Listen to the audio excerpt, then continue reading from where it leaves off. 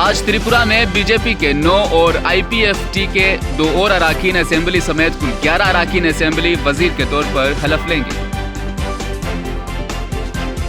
उत्तर प्रदेश के बनारस में मौजूद ज्ञानवापी मस्जिद की वीडियोग्राफी सर्वे दूसरे रोज भी जारी रही। कलश बरामद होने की बात सामने आई है।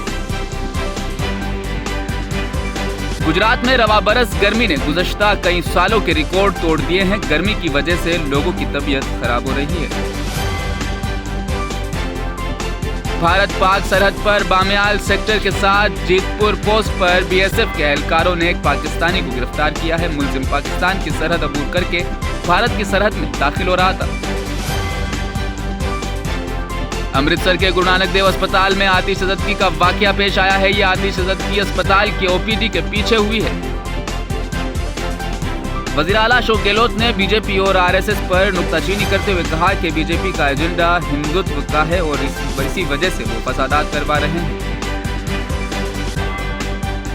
जम्मू कश्मीर के तुर्का वंगाम शोपियां में गोली लगने से 25 साला नौजवान शोएब अहमद की हलाकत पर डिप्टी कमिश्नर शोपियां ने मजिस्ट्रेट इंक्वायरी के अहकाम सादिर किए हैं।